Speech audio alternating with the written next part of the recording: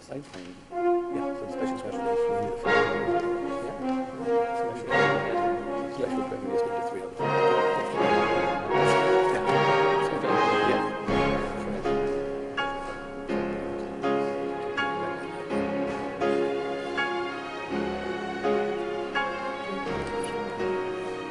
Site plan, special permit for.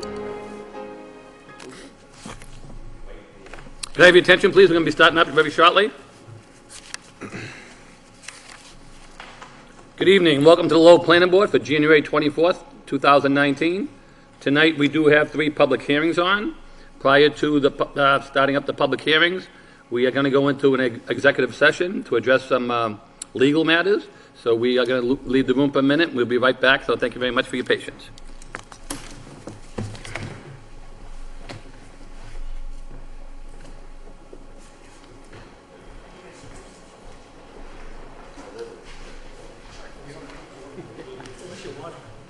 How you doing? Matt, Greg. Good. Nice to see you. Good, how are you? Excellent. Might as well put my name in now.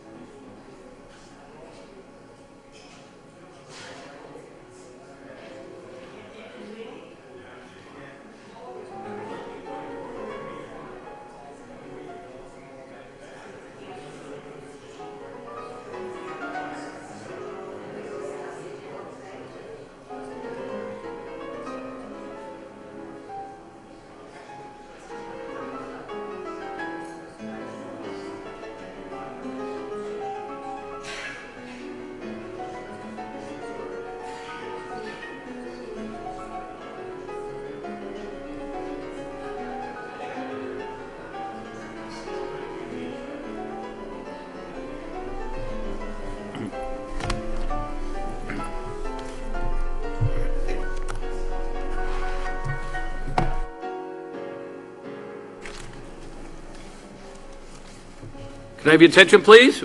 We're going to step back up again, please. Back onto the agenda. First matter of the agenda is the approval of the January 7th, 2019 minutes. Board members have any corrections or Mr. Chairman, I amendments? make a motion to approve the minutes as submitted. Second. Motion's approved, made in second. All in favor, say aye. Aye. Okay, those motion carries, 4-0 in favor. Okay, moving along, we have a continued business, which is a site plan review and special permit, 493-509 Market Street. This matter was continued from our January 7th meeting after our public hearing and discussion. An application was submitted by Ma Sac Realty Trust seeking site plan review, special permit, and a variance for the above address. The applicant proposes to construct a 3-story mixed-use structure on a vacant parcel. The proposed project is located in the urban mixed-use zoning district. The project requires site plan review approval under section 11.4 and a special permit under Article 12, Table of Uses, and any other relief as requested and granted by the planning board. Just before we get started, Council, I just want to let you know, unfortunately, we only have 4 board members this evening, and you do need a special permit. So if you'd like to go forward, you may. If you'd like to continue it, we'll grant whatever you like, Council. And I Yeah, we'd like- apologize for having board members out sick. I'd like to go forward at this time. Thank you, Council. Mr. Chairman, my name is Greg Curtis, attorney from Goldman & Curtis. I'm here with my client, Alan Kazanjian, trustee of the Marsac Realty Trust. It's a continuation of the meeting we had on 1/7, in which we presented a plan for the construction of a building at 409 through 503 Market Street. This building would contain mixed use, which has 4 commercial units and it's 12 residential units, so a total of 15 residential units and 4 commercial units. We've done some changes to the plan. We've already submitted those, and we submitted the new plan to the Planning and Development, and we've received some comments on those. Again, we had already gone to the ZBA on this matter and were granted an approval for the parking requirements. As being a downtown urban area, we don't meet the required parking, but with parking that's available within distance not too far from the Dummer Street lot and also the Aort garage, it seems to be adequate. Commercial parking would be on the street. There are metered spaces on Market Street in that area on both sides of the street, and those should be sufficient for parking. Also, the parking down at the end at Dummer Street, which is available all during the daytime hours. I wanted to try to go through some of the comments that were made on the 1/7 on the agenda that was set forth, and hopefully we can have the board review that and discuss those comments. So I'll open it up to the board. Again, we have a plan that we did modify with drainage being placed on the plan. Also, some dimensions were placed on the plan for the driveway and the access into the unit, into the rear of the property. We also have shown 2 dumpsters, one for, this was a requirement from the planning, from the ZBA, that they wanted 2 dumpsters, one for recycling, one for trash. Those would also be screened with signs for no parking in that area. We also installed and show a bike rack that's on the premises for the possibility of bike traffic that would be used in that area, bicycles. We're showing some drainage. We show the Caltech systems that were installed to the rear underneath the parking area, and drainage grates that would bring water from the front of the property back to the Caltech systems that are underground. So we hope those will suffice with regards to drainage, and I think there's a infiltrator detail shown on the plan from the engineer. We think it's a good fit. We think this project is going to be a great continuation of what the whole acre area looks like. We have a building that is very similar to many of the buildings that are downtown. I think it's going to be a sided building, which is going to be, we need to go before the historic board for final approval on that, so we will be going to the historic board on materials and also colors. But we feel that having the mixed use is a great benefit. This has been empty for quite some time, and it's going to work well to have some housing in that area, and also have the ability to have some commercial space on the first level. We are going to talk to the Conservation Commission. We are 92 feet from the Western Canal. If there's a recommendation that we need to file a request for determination, we will do that also. But we're here tonight for review of the site plan by your board, and see if we can open it up to any other issues. Thank you. Council, one question that came up when we were here last time, and I think it's been resolved, was we talked about the fire department, but I believe since then, Patrick, didn't we get a letter in favor? Yes, we did. Yeah. That's incorporated in the most recent comment memo. Okay, yep, I got it. On the top of the second Post-project, Yeah, so I don't know if council's seen that. Yeah, I think I did see a copy of it. Because I They remember didn't last time really we have an thought it'd be issue. all They set, talked and then you- about the fact that they can access the building from the front, that they shouldn't have an issue with Yeah, I remember dealing that was that. one of the things that we were going to address, and you said we'd Yeah. get further information, so, okay, I just wanted to make sure. We also that- talked about, the fact that if there's snow removal, my client has the ability to remove snow from the site, so there's no snow storage area there, but any snow that would have to be removed, he would be willing to do that. And also, of course, we have private trash and recycling on the site.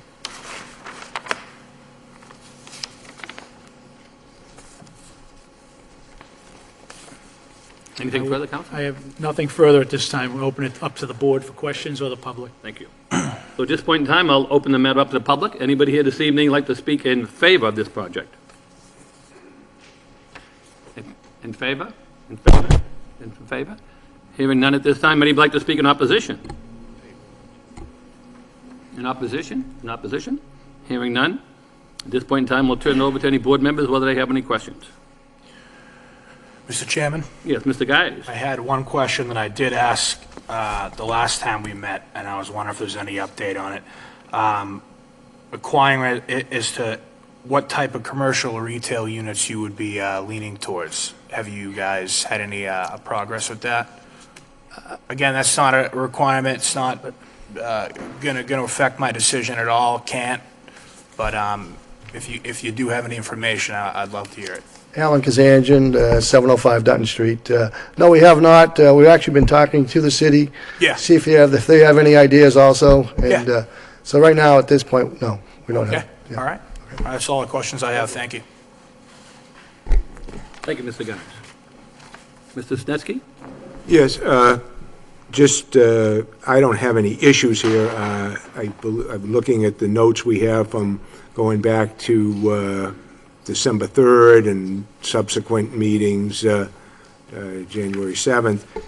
And I see everything's been addressed. Even though it wasn't included in the staff comments, we got a later email from Deputy Chief Casey from the Fire Department, and said that the ability, because they have the ability to access the building from three sides, it meets the code requirements, and so I'm pleased seeing that.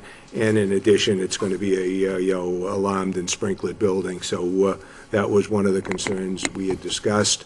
And also, you've made it more clear as to where the dumpsters are going to be. So I have no further issues. Thank you. Mr. Fisher? Thank you, Mr. Chairman. Just comment is that we received all the information we were looking for from the last meeting. Some of the site plan issues that were not clear, that were addressed at the Zoning Board of Appeals for variances based on the downtown location. From that perspective, I think you've answered all of our questions. Once again, I will reiterate that I like the look of the building. Yeah.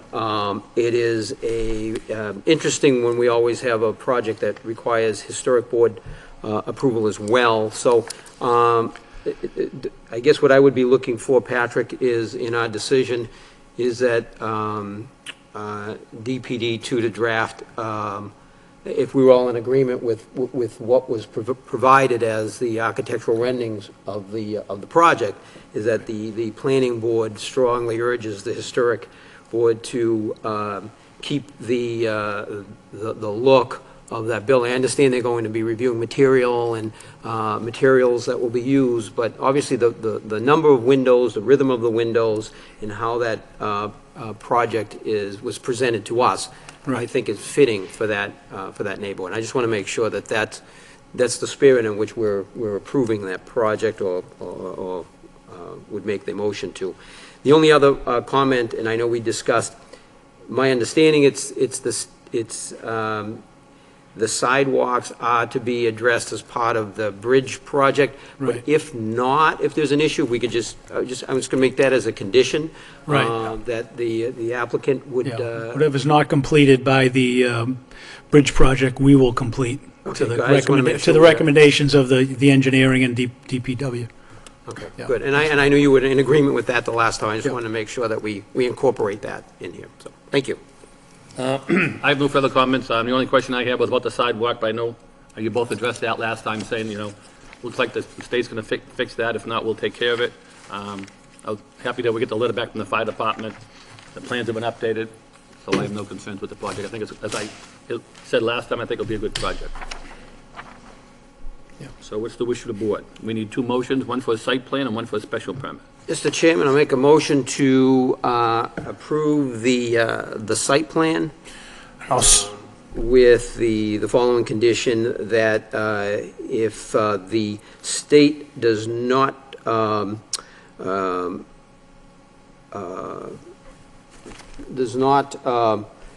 address the sidewalks and restore the sidewalks in front of the subject property, that the applicant will, in fact, restore the sidewalks based on city standards. I'll second that motion. We have a motion made and second. All in favor, say aye. Aye? Aye. Chair votes yes, so that motion carries 4 in favor and none against.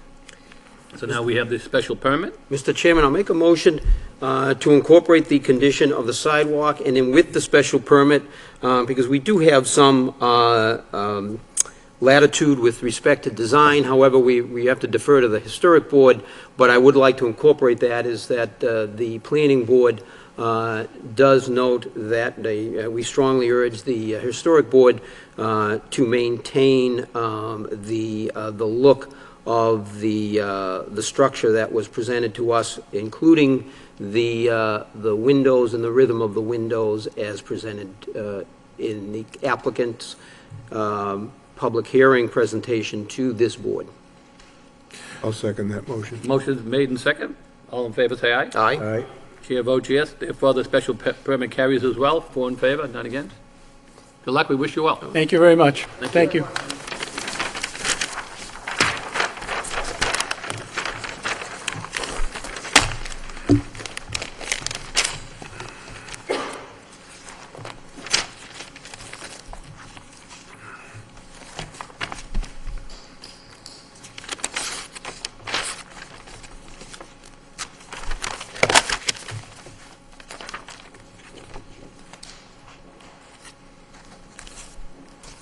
Moving along on the agenda, the next matter is a new business, which is the rezone, extend regional retail 55 Phoenix Ave. In accordance with Mass General Laws, Chapter 48, Section 5, the planning board will hold a public hearing to hear all interested persons relative to an ordinance to amend the Code of Ordinances, City of Lowell, Mass, with respect to Chapter 290, therefore entitled zoning. The amendment would extend the adjacent regional retail zoning district to include the parcels located at 55 Phoenix Ave, 75 Phoenix Ave, and 77-81 Phoenix Ave, which are currently within the light industrial zoning district. May we hear from the applicant, please? Thank you. Good evening, Chairman Linehan. My name is Attorney Jim Bowers. I represent the owners of the properties located at 55, 75, and 77-81 Phoenix Avenue, the owner being Phoenix Avenue LLC. The principals of Phoenix Avenue LLC are a husband and wife, Greg and Bobby Warren. This property, Mr. Chairman and members of the board, have been in the family of Mrs. Warren since at least approximately 1975. The property is in a light industrial zone bordering the regional retail district surrounding Rogers Street. Phoenix Ave is located a little less than a quarter of a mile coming up Rogers Street from Route 495, taking the left off of Rogers Street. The property historically, since it's been owned by the Matthews family, has been somewhat of an auto business or a truck repair or a truck depot. Presently, there is a truck repair business and a truck depot located at 75 and 77-81 Phoenix Avenue. There's a building fronting the property, and that's the address of 55 Phoenix Avenue. And I know in the packet, in the memorandum that was given to the board by Ms. McCall, there is a picture of the building that is 55 Phoenix Avenue. It's the first picture, which is, I think, labeled as C in your packet.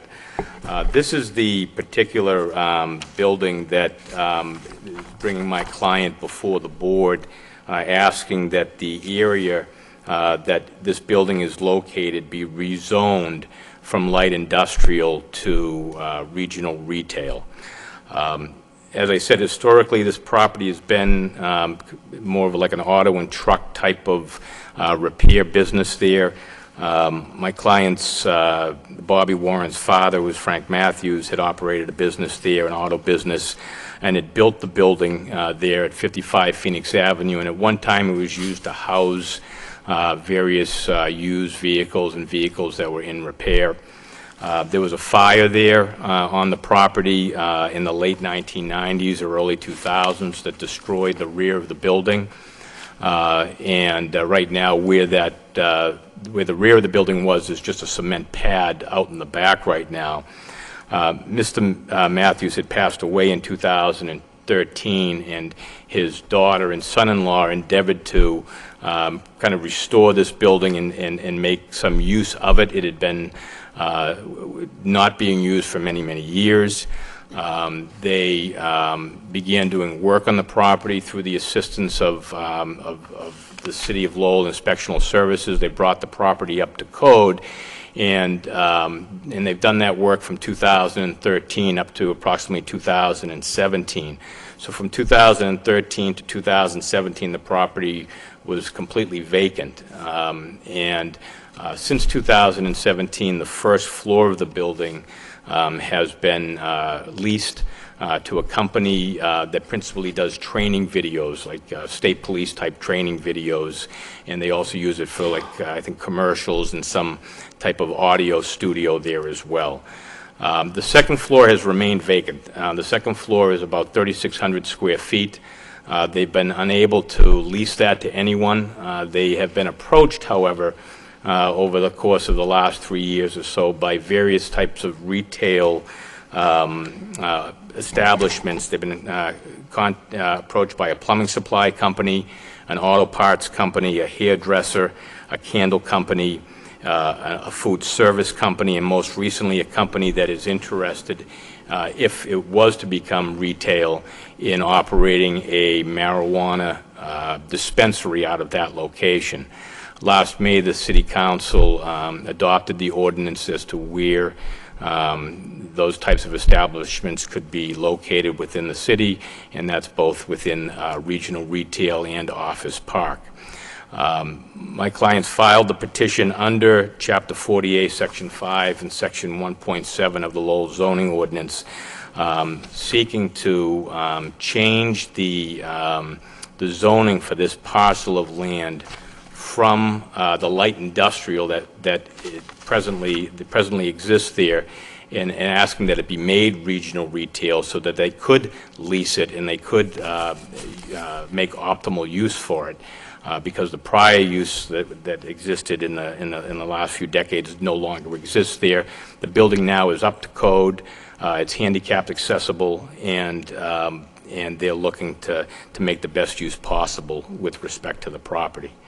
I do have, if I may, can I go up to the easel? Yes, Councilor, you may. I do have just a couple of photos, and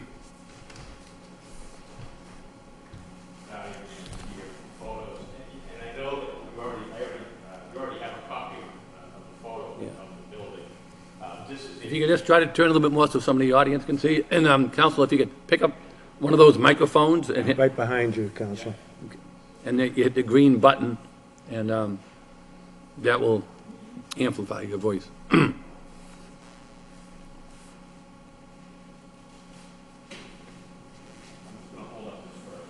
Yeah, you could, whatever's easier. Yeah, whichever one. Yeah, and just hit the bottom there, and the green button will come on, Council. When you hit the when you see the green, that means you'll amplify. Yep, yeah. So, for members of the audience, this is a picture of the building at the top. It's a two-story building. As I stated, the first floor is currently occupied. It is leased. The second floor has been vacant since at least 2013, when Mr. Matthews passed away, and as stated, it's been renovated, and that's the area that they're looking to, well, actually the whole building they're looking to turn into regional retail. The second two pictures at the bottom, and that's the middle picture is just the rear portion of the property. It's showing the building behind it that's used for truck auto repair, and the bottom picture is a picture of the side of the building showing that there's parking off to the side as well as in the front of the building.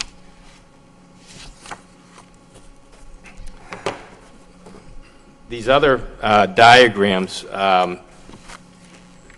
this is a diagram of the proposed zoning. The building here is 55. Here's Rogers Street, and here's Phoenix Avenue. As you travel down Phoenix Ave, this property, 55, 75, and 77, and 81, 79, they're located just a short distance down Phoenix Avenue. The building that I just showed a picture of, that's number 55.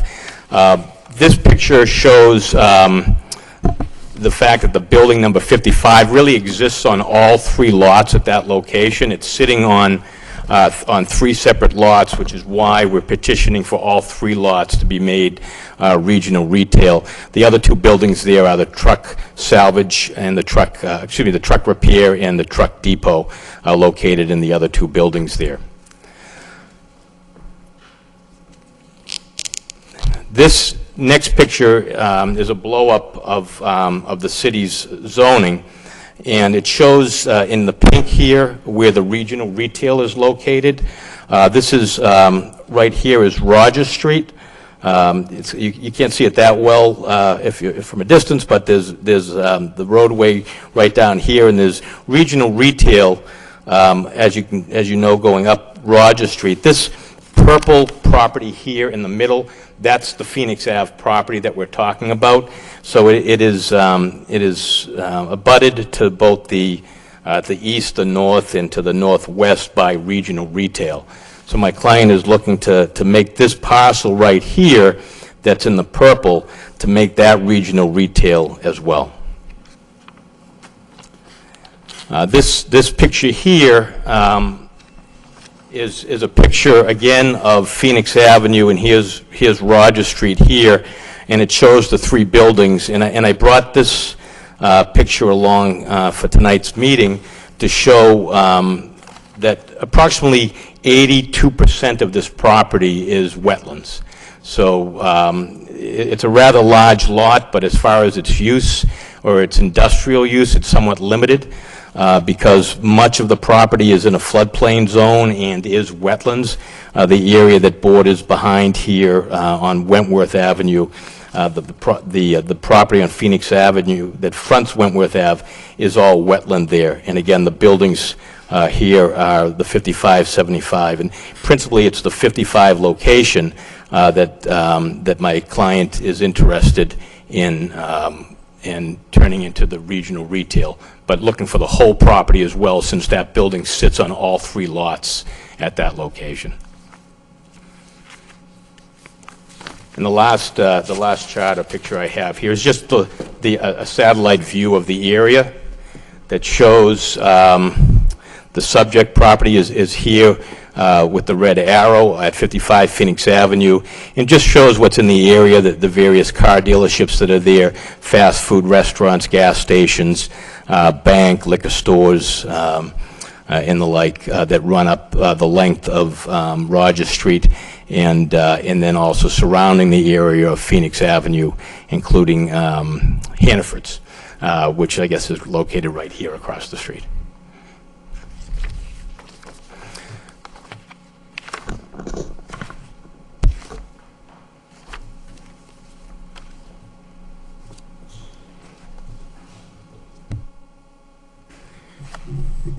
So in summary, my client is asking to have that area there on Phoenix Avenue rezoned so that it can have a better use. As stated, they've been not able to really utilize much of that property there. The second floor, not at all. The first floor only recently in 2017. Every prospective tenant that has expressed an interest in the property has been of a retail variety, and because it's zoned in a light industrial, none of the uses for those prospective tenants have been allowed, and my client has been not able to lease that property until most recently that first floor in 2017.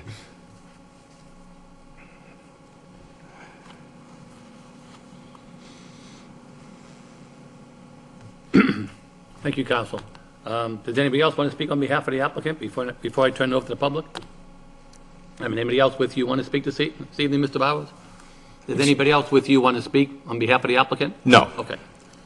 So you've concluded? Yes, I've concluded. So at this point in time, I'm going to turn it over to the public. At this point in time, anybody like to speak in favor of the rezoning? Just to let the public know, so we're only a recommending body. We can either recommend yes or no, and it is a non-binding decision. So what happens is, by bylaws, when a matter comes in for a zoning change, it has to go to City Council first. They refer it to us. We have to make a recommendation, then it goes back to the City Council. And I believe you're on before the City Council for January 29th. Is that correct, Mr. Bowser? That's correct. Okay. So our function tonight is to make a recommendation to the City Council, either in favor or against. So at this point in time, if anybody would like to speak in favor, just come to the microphone and state your name and address for the record. In favor? In favor?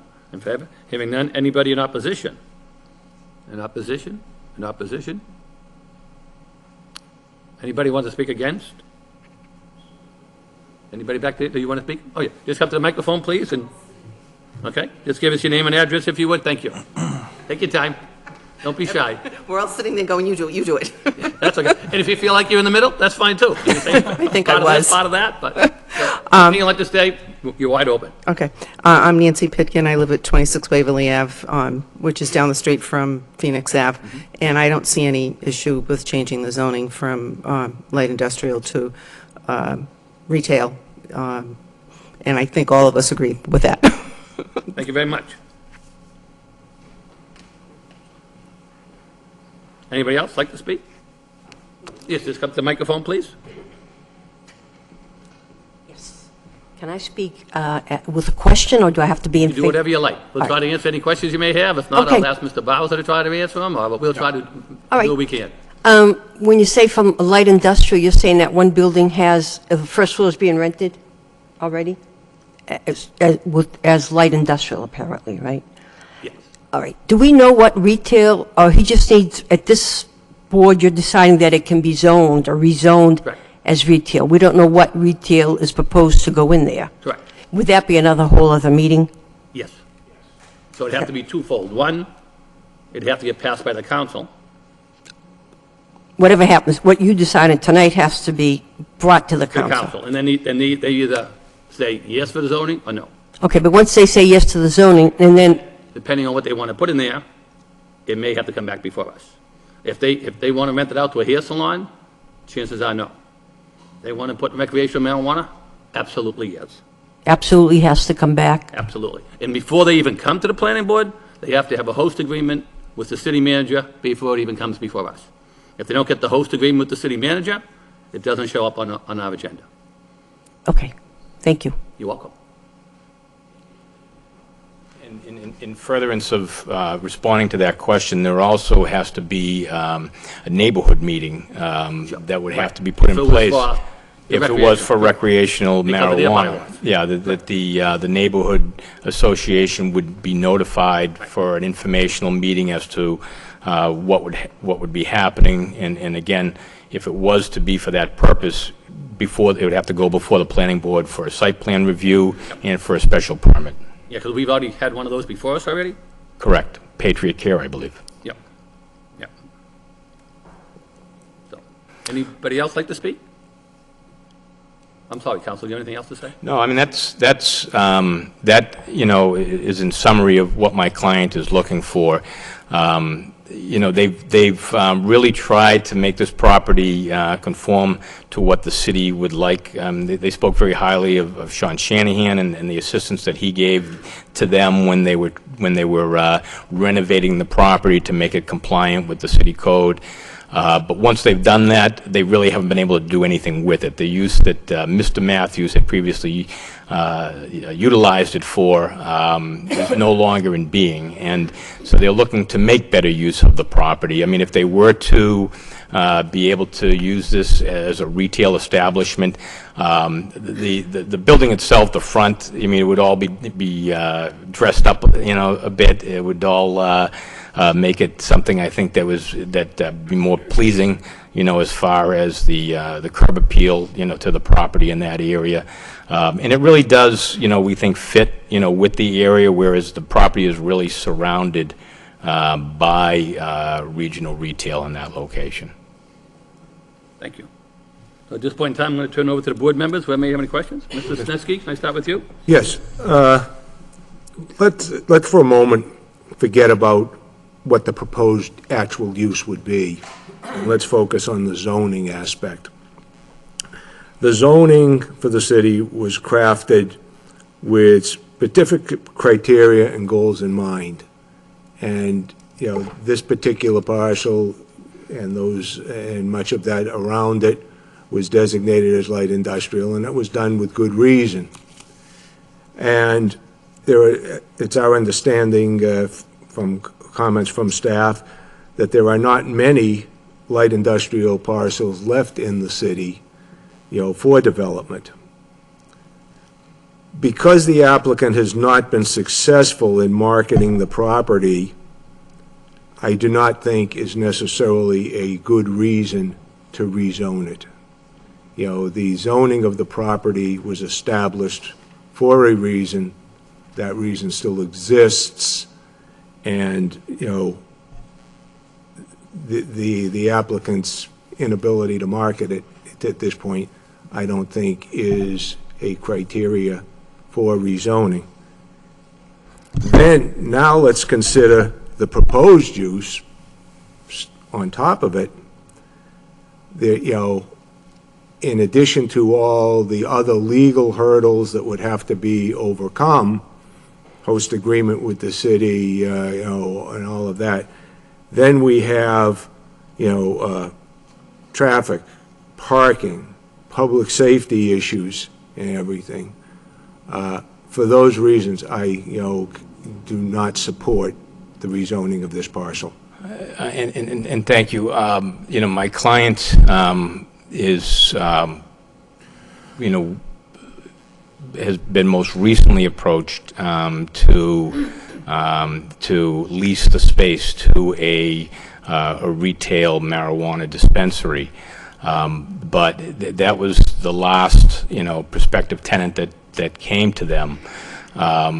They had done work, on this building with the hopes of finding a tenant that would be suitable for a light industrial purpose, but they've not found anyone. The last prospective tenant has been one in a list of 5 or 6 that have approached them, and they've been not able to lease the property to. I mean, one of the reasons that I brought up the diagram of the flood zone is that while it looks like a rather large parcel of land there, less than 20% of that property can be used because of the fact that it is in it consists of wetlands and is in a floodplain zone. So there's not a lot that can be done with respect to that property, and I understand the board's concern with respect to the loss of potential industrial property there. My understanding is that that property was not always wetlands and in a floodplain zone, but as a result of the development along Rogers Street, that property became wetlands, and I don't know exactly when the Phoenix Avenue was zoned in that area as light industrial, but the property itself, much of it couldn't be used for any type of other light industrial type activity. Where these buildings are located there, that's pretty much the footprint of the section of the property in which any type of business could be conducted. And as far as the concerns, I understand as far as if the next proposed use was for a marijuana dispensary facility, they would have a lot of hurdles to have to go through. But if the company was not successful, my client would still like the property to be zoned as regional retail because they haven't been able to do anything else with the property. It's a nice building. The upstairs is completely renovated, and they just have not been able to attract any type of light industrial tenant to that location. Thank you, counsel. Anything further, Mr. Snetsky? No, thank you. Mr. Guys? Question. I have just a quick clarification here. According to a letter, July 18th, 2018, the only existing business at 55 Phoenix Avenue is Beantown Stady Production Company. However, if you look at attachment C, there are 2 different entrances and the signs are different. So could you clarify that for me? Is there one business down there or is there 2? All right. There's one tenant. You may have already answered the question, and I apologize. No, if I you haven't did. tonight. Okay, but right. Ms. McCall did ask. I saw the question. Yeah. And I did respond to her. I found out the information this afternoon. And so I'm able to respond to that because and there's more than one sign there also. So Beantown Stady Production Company is a film company that is operated by Massachusetts State Troopers as kind of a private company. So that's the Beantown Stady aspect of the name. The principal is a trooper, Charlie Alejandro, and my client tells me that she's the head of training for the Massachusetts State Police, and she has a separate business that they do like small, videos, training type videos. Now, her husband is also a trooper, and he is. I see the badge on that is a company called CPG-CP Group Security. Okay. I understand it's not even operational, but he plans, according to what we learned, he plans on retiring, So and then he's- so he can run his own type of investigative or security company. And so that's there. They have the Beantown Stady Production Company has the whole first floor. And now there's a charity that they run called Sarah's Joy Foundation, which is also out of that location, and that's for the families of wives or children of troopers who were injured or killed in the line of duty. Then they have another type of operation, like a little recording studio in there that they call Corporate Power Productions. So there's multiple. But it's all them. It's all at least to one the Beantown Stady Production Company, but they're Yeah, but they- operating a few okay. little different things in there. I The understand. entrance to the second floor, if you're looking at the building, is the right door, the door on the right. Okay. You walk in, and you can go to the second floor from that location. Yeah, and the other thing I wanted to state for the record, Mr. Snetsky and I very rarely disagree. I respect him as a planning board member and as a mentor, someone's taking, we're not always going to agree on anything. I'm comfortable moving forward with this because of the fact that it's like, I think 70% of that land is not even usable for light industrial to begin with. So it's just going to sit there. So I would be comfortable moving forward at this point. And with that, I'll turn it over to my colleagues. Thank you, Mr. Chairman. Yeah, it's not as straightforward in favor or against when you look at the regional retail and the light industry in that particular area, and then looking at it globally, because really from our perspective, we're looking at it from even long-term planning. You know, there may be difficulty finding a tenant at the moment, but light industry is a zone that throughout the city is sparse, and a lot of it has to do with, unfortunately, the type of industry and jobs that are available, and that can get into a global situation. But even accessibility in some of our light industry zones are in areas of the city that it's just not easy to get material to and from. Part of the appeal of this area being zoned light industry, and part of the appeal of it being zoned regional retail, is that it's easy access to a highway system. So from a light industry perspective, getting freight in and out of there is desirable, and from a regional retail, getting customers in there is desirable. So and that's why you have those two types of zones located where they are. And when this was actually rezoned, or the city was looked at, and this was in 2006, I'm looking at the map, the zoning map from 2006 at this point.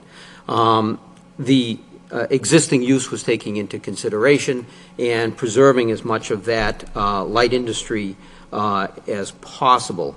As you said, a large portion of it would not be eligible for light industry because of being located in a 100-year floodplain. However, a good portion of that would not be available for regional retail either, because it's located in a 100-year floodplain. So they both have the same challenge. From a space perspective, you're basically looking at rezoning approximately 1/3 of that light industry area to regional retail. But then I look at it, and regional retail is actually across the street, and certainly this would almost square it off if you did change that zone. But it does create kind of that creep effect into the light industry zone, where you can have some conflicting uses that can create some problems between competing uses. So it's from that perspective, it's just not that easy of a decision. And so from where I sit right now, I understand exactly where Mr. Sinensky is coming from with his concerns, and certainly I understand where Mr. Guys as well sees it as something that would be that he would be agreeable to. Obviously, we're making a non-binding recommendation to the City Council. I can tell you, and even the city's prior master plan, retaining light industry was a top priority of that document. Matter of fact, we had a residential area that had a budding light industry that we were we heard testimony on some few years back, and we recommended to change the zoning, and the neighbors actually came in to fight to save the light industry zoning.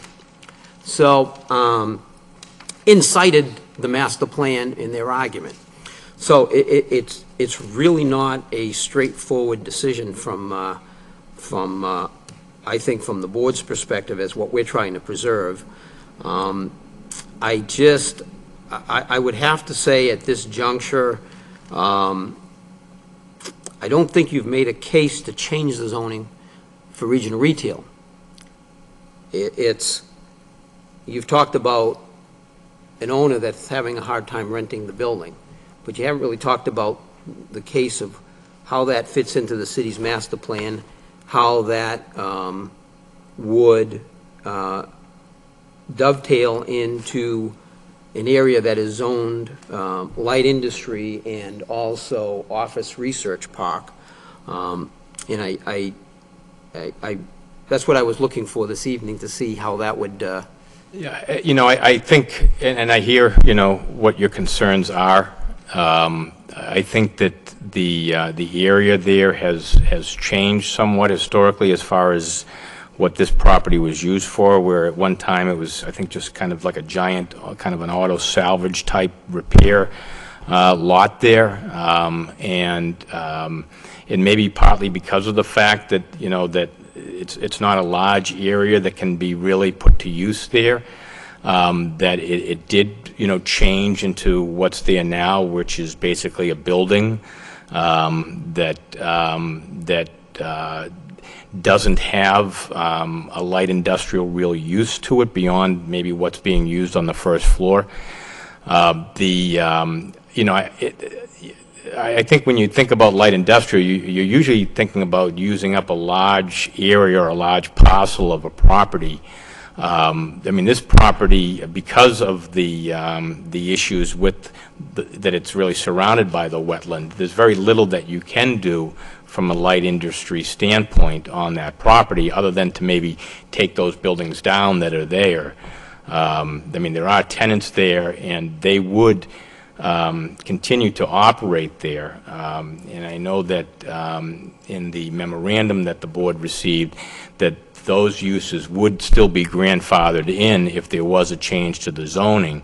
So those operations where there's a truck depot and a truck repair center there, those would continue to operate, and we wouldn't be looking to change those. And we understand that if they ever cease to operate and enough time passed, that they wouldn't be able to go back to it. But it's not my client's intention to remove them or relocate them. They would continue to be able to operate their businesses there, and they've operated their businesses there for a good number of years. But here's the challenge when you're looking at regional retail, because you can almost use the same argument. We have neighborhood business districts, we have mixed-use business districts for smaller scale businesses. Regional retail is typically for a big box type of retail establishment with extensive parking or auto-oriented business, where you do have a fair amount of impervious surface for a business to thrive and for a business to grow. And the same argument you gave for the light industry is the same argument that I'm looking at. Where's the benefit from changing this to regional retail? So that really is the dilemma that I have at looking at this as presented, and without an overwhelming presentation or argument as to why that parcel should be changed to regional retail, I'm hard-pressed to reverse a decision that was made to try to preserve as much light industry as possible, and especially light industry that has access from the highway system. That could certainly make some sort of a manufacturing business successful there, where that manufacturing business may be able to operate in that footprint of that building and not need the parking that, say, regional retail would require with the large impervious surface. So that's the challenge as I look at that. It's just not an easy decision. So at this time, Mr. Chairman, I'm actually leaning towards not recommending the change to regional retail. Thank you. Thank you, Mr. Fischette. So the business that basically are on the first floor are more of a not a really light industrial. I guess that it's an allowed use, but, yeah, I mean, I understand that it's not a business in which the owners are there every day. If they're going to be filming, they have, a little studio in there, and they do some filming in there. And they also use it as an audio studio as well, for commercials and things. But that's the use that's there on the first floor. And since my clients really, took over the ownership of the property and the possession of the property, that's all that they've been able to attract as far as a tenant in that building, is this tenant here. Because, like I indicated, they have been approached by other prospective tenants, but all looking to use it as a retail type of a use. And the building that's there, and my clients, like I indicated, with the assistance of the city, brought that property into compliance with the hopes of being able to utilize it in the zone in which it was, and they've just been unable to do so. So what's going to happen, I think, if it isn't changed, is that the building is just going to remain, as it is, and that first floor will maybe tenanted for as long as that tenant may remain there, but for the most part, subsequent to that, it'll probably be vacant, and the second floor will remain vacant at the property.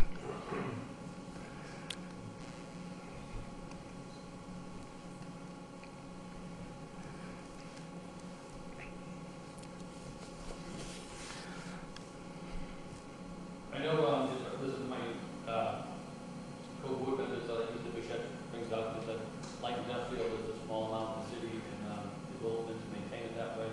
I know the fact that the city council doesn't control the zoning map, not the planning board, so I wouldn't have a problem voting in favor, sending it to the city council, let the city council make their own decision. Yeah. And we could vote either way that we vote, even if we come to 2-2, so that the city council can make a final decision. Mr. Chairman, I don't know how the vote would go, but certainly that would send the message that the issues that we're discussing here, and then it would be up to them to weigh that. What we call it in our zoning book would be mixed use, mixed decision. That's the zoning code of language, right? So, Yeah. but, yeah, I understand both arguments, I really do. And I understand your client's situation. I'm not worried about if recreational marijuana comes in later. I mean, that's a whole different issue.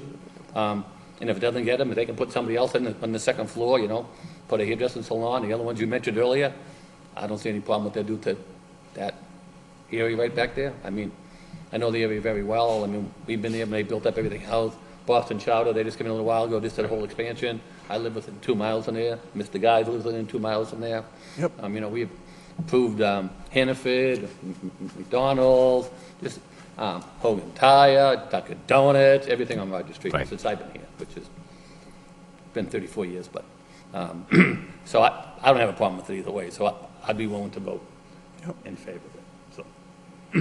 So at this point in time, any of the board members have any further discussion?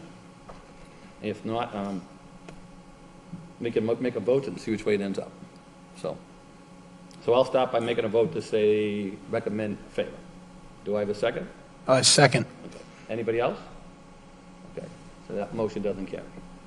Does anybody want to make a secondary motion? Mr. Chairman, I'll make a motion to send a negative recommendation to the city council for changing the light industry zone to regional retail. Do we have a second? Yes. Okay, so we have 2 seconds. And any further other? No?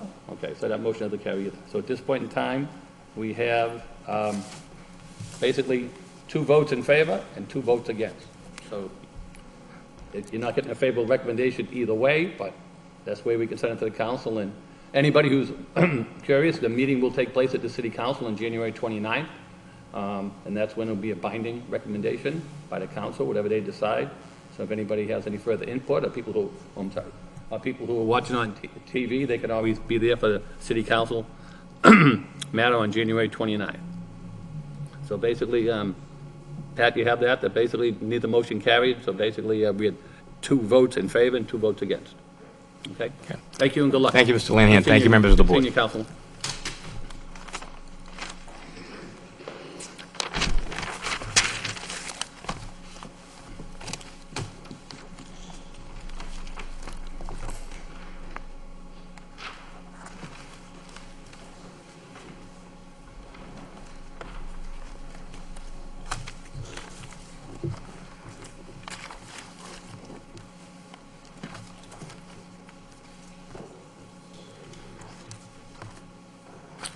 Okay, moving along on the agenda, the next matter is site plan review with special permit for 42 Highland Street.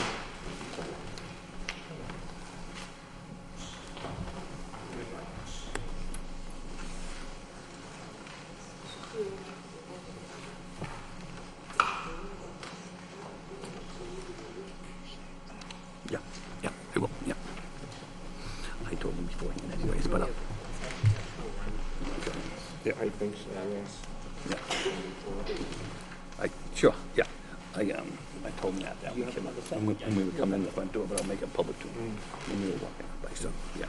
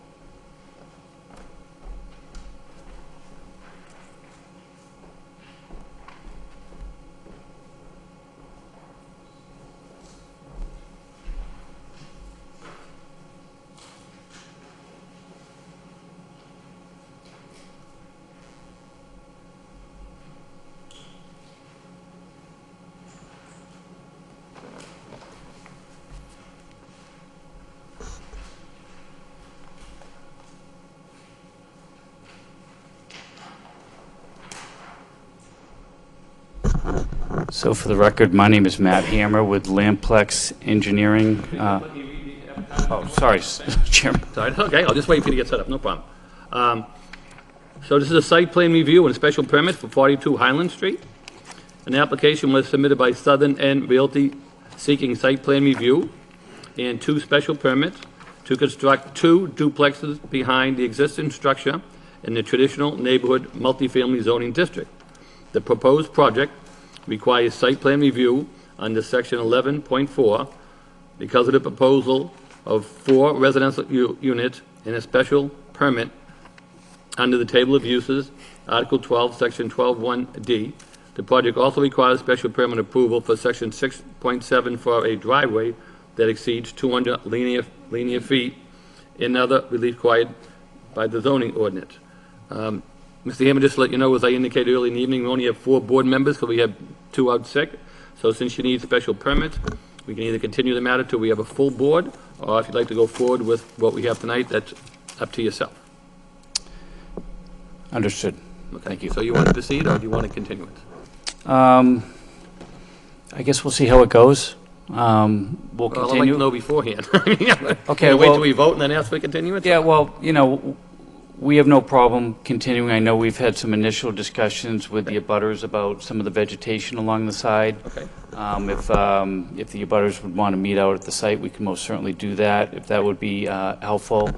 I do know that we have some minor things that we're doing with the sewer department, which we've made modifications to those, Okay. to the plans, which we still need to get to the sewer department. And if the board feels as though it has everything this evening, you could vote. But if it's, if it makes sense to continue, we most certainly can do that. Okay, so you want to open up the hearing, we'll start the hearing? Yeah, let's do and that, then yeah. see- Okay, all right then. All right, so you may proceed. Thank you, sir. So for the record, my name is Matt Hammer with Lamplex Engineering at 10 George Street in Lowell. And I'm going to walk through the project again. I know we've met before regarding this project. We came in for a preliminary discussion for a pre-application as an agenda item to go over the project. We took in some of those recommendations from that meeting and incorporated those into the design plan. We've had multiple meetings with the Department of Planning and Development regarding the circulation of the project internally. And we've also had further discussions with the Historic Department related to the look and feel of the duplex. So we'll go through those after I run through the site plan. So the existing two-family right here is on Highland Street, which is located here. There's an access drive on the right-hand side. There's a paved area that goes all the way up into the rear of the site, which is here.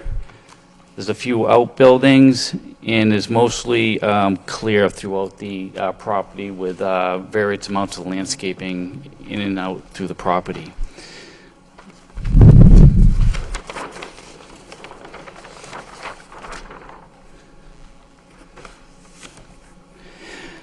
We are proposing a 14-foot wide access drive. I should note that the requirement is 12 feet. We'd like to widen it a little bit to 14 feet. And the access drive is here. There will be 4 spaces here to accommodate this existing building. Mr. Gorman's already been preserving that building, working on renovating the inside, and is currently undergoing renovations to the existing structure. There'll be a walkway adjacent to those 4 spaces as well. The drive will continue into an interior aisle here to access the 2 duplexes, of which each duplex is going to have 4 parking spaces. So we're going to be accommodating 2 additional visitor spaces, if you want to call it visitor spaces, for each unit. So we're going to be in surplus of the required parking for this development. So the required parking would be 14 spaces. We're going to have 20 spaces. This wider aisle here, which you've seen in some of the comments as a comment, as this, is 6 feet wider than it normally would be, helps with the turnaround of an emergency vehicle here, of which I've submitted a turning radius plan for the fire truck, but that's what this stub is for here, in order for the fire truck to come up into here, back into the aisle, and then exit the property. One of the comments that we, that was made by the sewer department was to show some snow storage areas. The plan originally did show snow storage area, but you see we have ample amount of green space for snow storage here. So we went over that with the sewer department, and then they recognized, they just missed the notation on it, on the layout plan. So we do feel as though we have plenty of snow storage area for the site.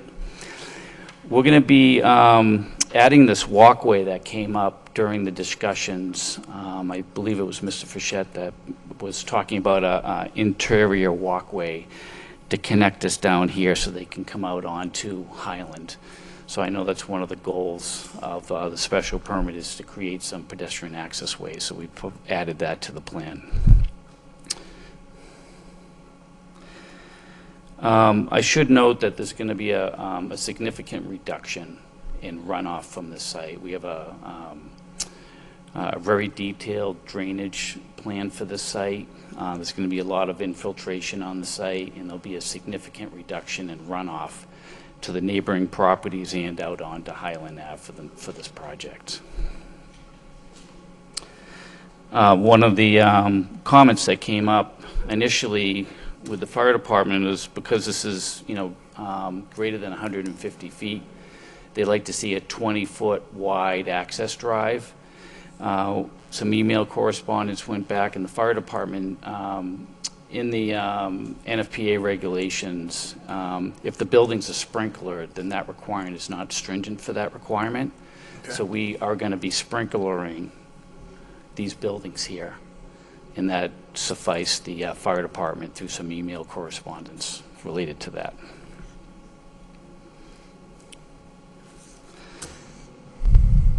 This is the proposed buildings here. We've added some doghouse dormers on the roof line, added some cornices, added some additional elements on top of the entranceways into the garage as well. And we've vetted this design out with Stephen Stoll, and he fully supported this design element related to the modifications we made, not only by Mr. Frechette at the meeting that we had, but also with comments from Steve Stoll. And you know, we've been working with the original design, and Mr. Stoll said this met the intent of the goals for developing within the historic district. And like I said, Mr. Gorman is going to fully restore the existing building that's there now.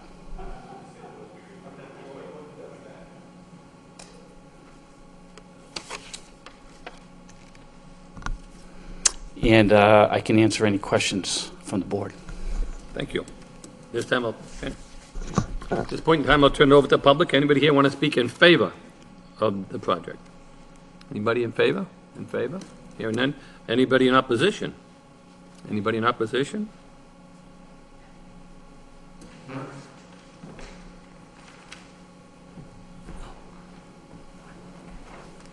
You state your name and address, please, sir.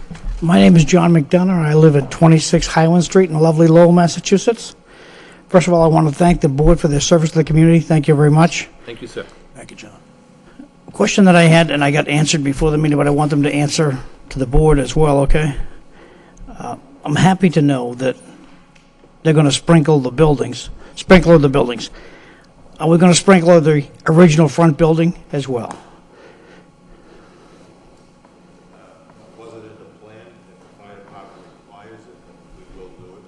Okay, so if the fire department is requiring that you sprinkler the two new buildings?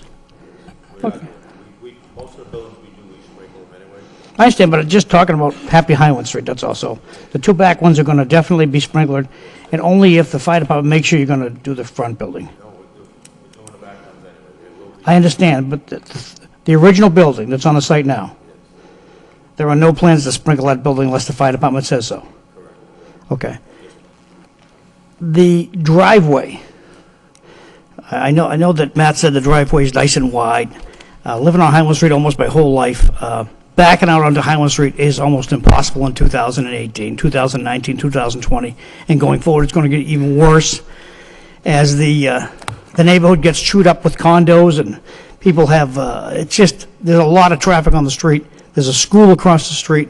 I don't like the fact that there's a one-way in and one-way out. I'd like them to explore the possibility of using the eastern side of the original building to put a driveway. So there's driveway, you could then have a driveway coming in, a driveway coming out. I just think that with all the cars that might probably be on the property, there is enough room on the other side to put an additional outlet or inlet to the property. And I talked to Frank just before the meeting, and Frank had said, I asked 25, maybe I asked Matt, who's going to be cutting the grass there 25 years from now? And I'd like them to explain to the board the plan to perpetually take care of the property. Sure. And then I'm done. Thank you. Oh, no problem, sir. Thank you, After John. he speaks, if you want to speak again, you may. Thanks. Okay? Yeah, Now, so, can you start, let's start with his driveway question. yeah, so Might as well take them in order. So the driveway, you know, the requirements in the district require 12, okay? So we're increasing that to 14. But I should note that the nice thing about this project is it's not as if we're doing a straight drive just to get back here without pull-off areas that are available here. So if you're coming out, and there's not going to be a lot of traffic in this small development here, but if you're coming down here and you see someone coming up, and you, for some reason, can't get by, it's a bigger truck or something along those lines, you can pull over into this area here with the parking. And what we've done is actually left a space here beyond the required 18 feet where a car can pull over here. And conversely, if somebody comes out here and someone's coming in a little bit quicker, the same thing can happen. They can come over here and let somebody by if, in fact, they couldn't get by on a 14-foot wide drive. But wasn't this question if there was a other access way to come in the back through a driveway? Well, Mr. McDonough is referring to, and I think this was something that was not necessarily preferred when we were going through the planning process, was to disturb this area here in order to make a one-way drive, and then make a one-way drive out here, and it would, I think, really detract with the way that this looks related to this property and the neighboring property. And the other thing, too, is that there would be an additional curb cut, could affect a parking space out on Highland Street. And if my memory serves me correctly, that lawn comes down, and then there's like a stone curb in front, which makes, I think, maybe like in a 1.5-foot drop. And then you have the sidewalk, and then you have the road. So there would be some challenges to create a drive coming out on this side, and I think it would detract from the historic nature of this existing facade along the roadway. When we were here for the pre-app, wasn't there discussion about seeing if you could come in by the back street, and you were going to look into that at the very end of the top of the plan? There is an access, there is a 20-foot wide drive access. There's a City of Lowell property here. There's a housing development here run by the City of Lowell, if I'm not mistaken. Is that correct, Patrick? Lowell Housing Authority, yes. There is a drive back here. Now, it doesn't extend completely over to our property, and I looked at the deed, and it's not specifically there in order to provide, it's not specifically there for our benefit. It was something that was put in here, but this property doesn't have the full right and use to utilize that for our benefit.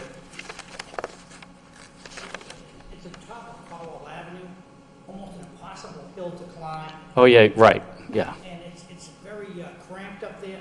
Yeah. I grew up there as a child, in the neighborhood my whole life. Sure. Used to play in those yards. Mhm. And, Very narrow road. Yeah. Yeah. Because we also talked about coming in the back way, remember? But you said remember you're going to look, at the Not very here. top of the screen, yeah. No, you couldn't Nope. hear. No, there's a house here. Oh, okay. Yeah. All right. Okay. And they actually have a small structure, like a lean-to type structure in the back here. so far as moving the, just go over the microphone so we can hear what I'm talking about here. The reason for those walls were to keep the horses on the property. That's the whole reason for the walls. Because The ones in the front of the grass. horses will not step down. They will climb up a wall, but they will not step down. So that's why those walls, there's a wall all along the end of the street. yeah, the whole Okay? thing. All those families that originally built those properties were related to one another. There was a horse track in the backyard where they used to ride the horses, and that's back in the 1800s. So we needed to, down the street where I live, at 26, at the funeral home, we needed to make the driveway wider. And so Right. far as moving a wall, with the equipment that they have nowadays, it's no trouble. I'm not saying that it's a trouble per se. There is a grading challenge coming down here, and I can look at Yeah, it. but Matt, on all the I'm saying grade. is, I'm just putting it out there now, if the board decides, hey, look, the one driveway is great, it's up to you guys. I'm just presenting it before we do any, I'd rather complain about the project now, because, again, it's impossible to back out onto Highland Street safely. Thank you.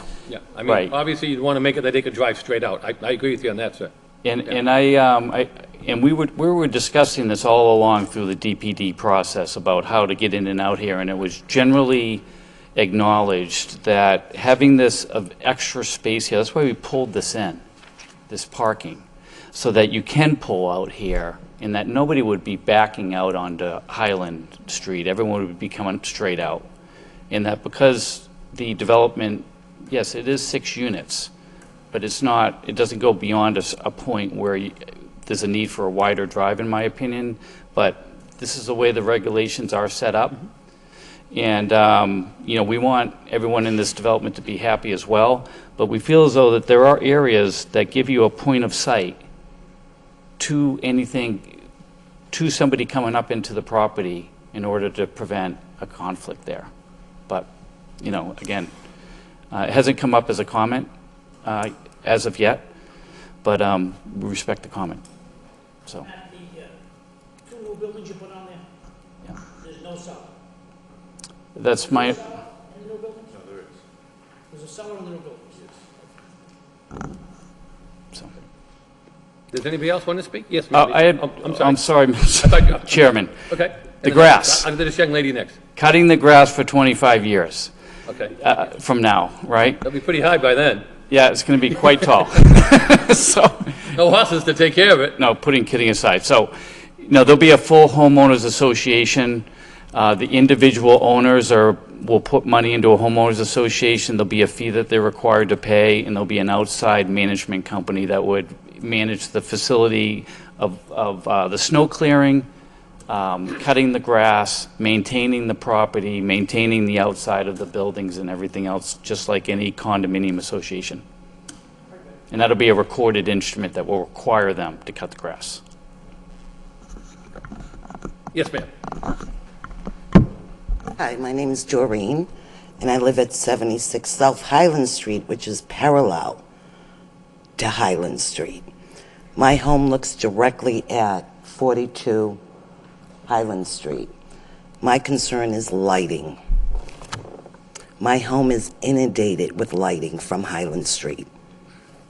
I've currently put up light-blocking blinds, blackout curtains. Right. If I have any more light directed to my home, I'm not going to be able to block it out. Okay. So that is a big concern. I have 5 street lights from Highland Street directed to my bedrooms.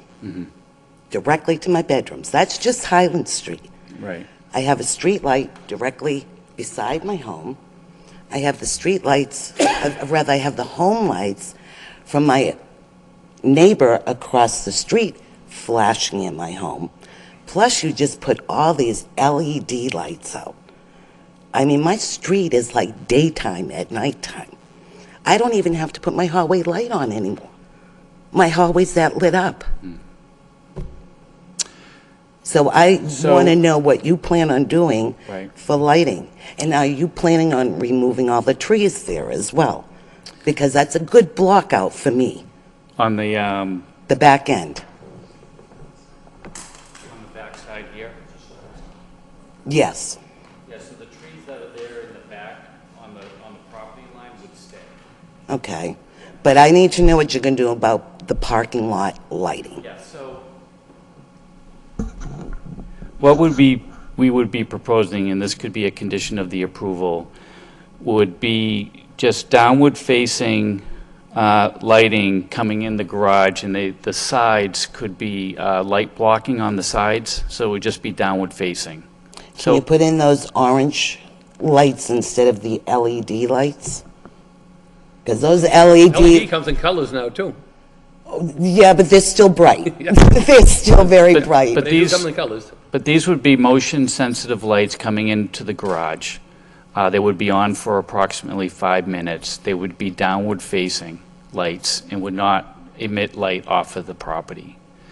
The other thing, the nice thing about this design is the entrances to these designs are recessed in, and there'll be lighting just to come in the front doors. But I would guess that you will not see those lights because it's recessed in to the front. Now, is the front entrance facing Highland Street? These actually face each other here. Okay. Okay, so these lights would be inside the porch, maybe downward facing off the ceiling inside the porch, but would just illuminate the porch area.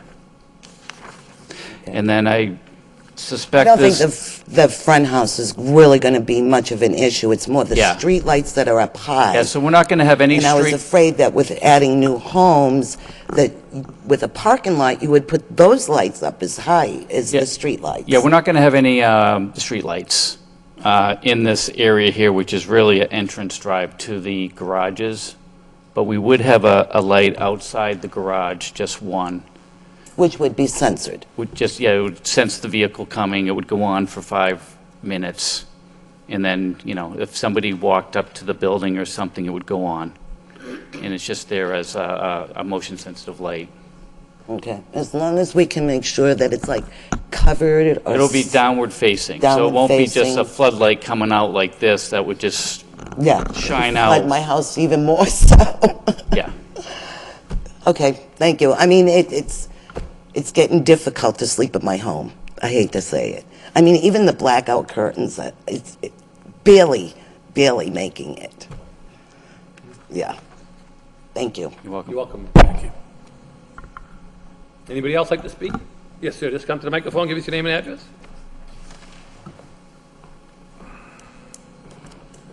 Good evening, my name is Peter Hermer. I'm at 48 Highland Street, right next door. Thank you for the opportunity to speak. Just want to let you know that Frank and I have talked. We've met. His wife actually taught my son at the Shaughnessy School.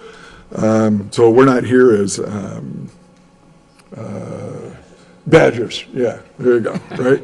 But we've got some questions. So one of the things is that we talked about at the beginning, we've got a couple of trees that we share right on our property. We concerned about one of those trees potentially coming down. The snow storage, concerned about how much salt is going to be in that snow storage, given that it's a very small space in between their property and ours. Would really like to see the drainage plans to Give you a sense. understand better how we're going to actually reduce runoff from there.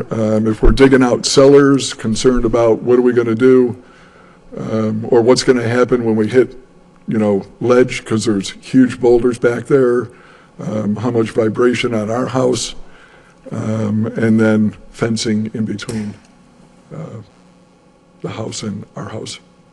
So whether we can discuss all that now, whether we need to do that all now, we're just To wanting the to right or remember the that. left, if you're facing... We are to the right. Okay, so look at it straight on, you're to the right-hand side, okay. Yes, sir. Okay, thank you. Yep. And your last comment was a question of now, or what? I'm sorry, I didn't catch that. Yeah, I don't know if that's appropriate to talk about all these things now, Yeah, sure. or I Now's the know time. Matt had said something about us meeting back out at the property, or however that works, I don't know. Yeah, sure. So I just gave, I presume your... My wife? Your wife, yeah? Yeah, yes, my wife, yeah. I just gave her a set Careful of... with Zoom and stuff like that. Yeah. Yeah. Nope. I gave her... That's a good presumption. I gave her a set of the design plans. Okay. So you can review all the drainage and whatnot. There was, even when we met with the sewer department that reviews the drainage, we're actually adding an additional catch basin along the entrance drive.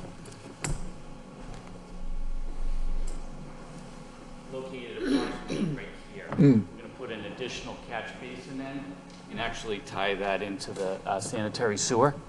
So we've added that to reduce the runoff even more from the site. And one of the comments that came in from the Department of Planning and Development was to review the landscaping itself. There's a whole line of trees along the property line. And it's our intention to save virtually all of them. There is one particular tree that's quite large that seems to be sticking out a little bit, so. Where's that located, Matt? The one Right here? in the front. But Oh, okay, yeah, I know which one you mean, okay. Yeah. it's the one that buffets everything else behind Went it. out to the site visit, I did see that one, yeah. Yeah, so we're not doing a lot of grading with the entrance drive. We were, anticipating making it a little wider, and we don't have a problem even making it a little narrower if it meant saving a tree. Because 12 feet is the requirement. We were just trying to give it a little by increasing it to 14. But we most certainly could meet Mr. Hermer and his wife out at the site and kind of go over you know, the project as it pertains to the entrance drive and everything and how it might affect their property, which is directly adjacent. The snow storage, there's going to be virtually little to no snow storage along that right side, other than just some of the plowing that would go onto that right side, but a lot of it's geared towards going to the end of the drive. And then after that, you might do some salting, right? That salting would all be picked up by runoff that's going to go into catch basins and then into a subsurface drainage system. So I would say that the salting part of it would not migrate onto your property. So I think that part of it, I don't think you're going to be impacted with some of the plantings you may have and whether they're salt tolerant or not. I completely understand that.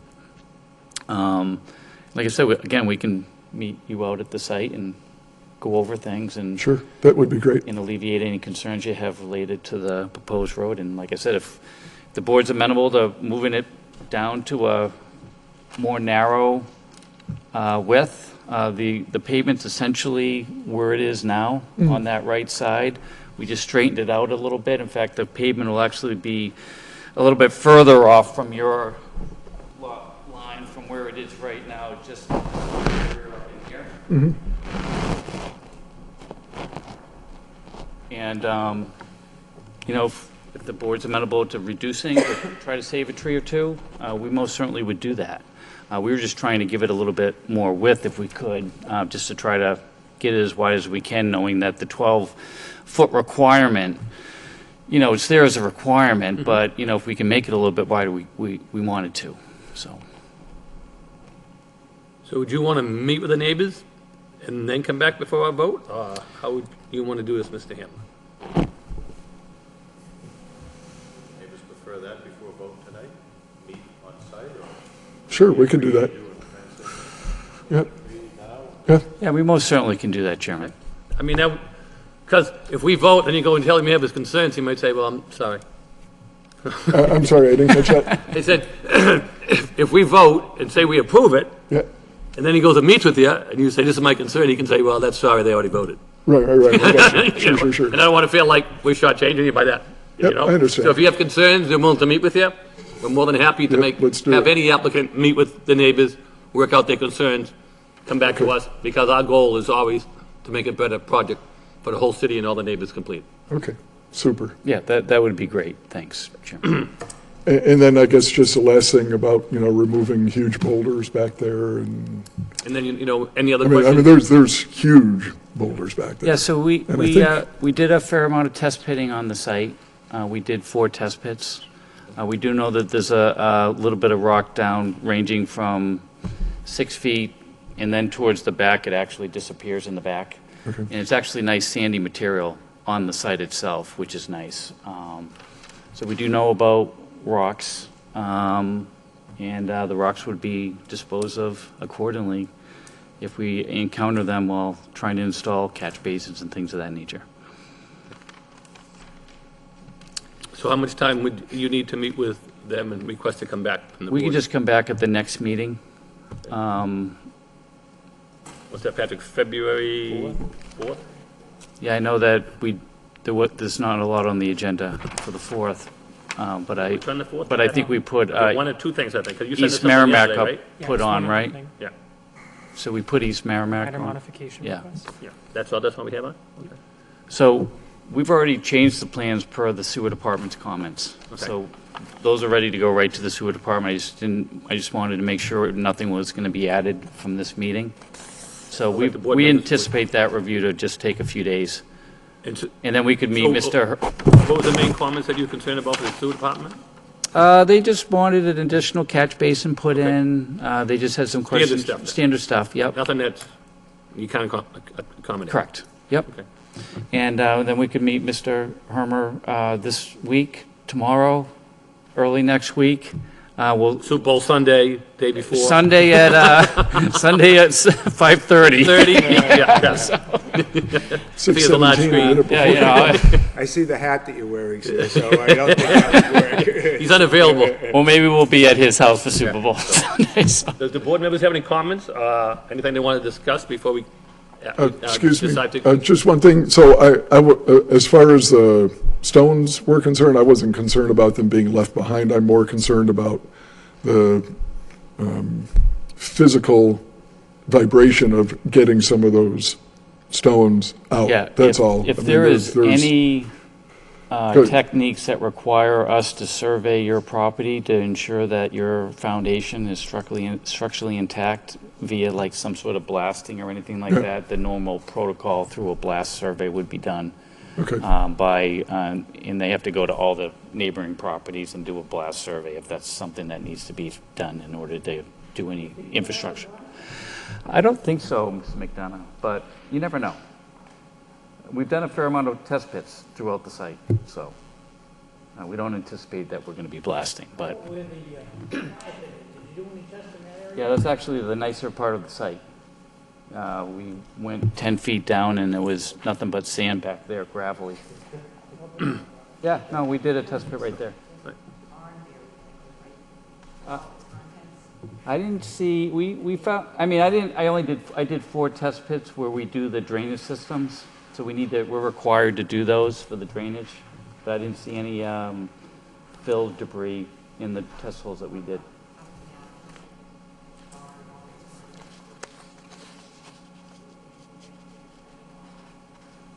Well, if that material's there when we're installing anything, that'll all be appropriately removed.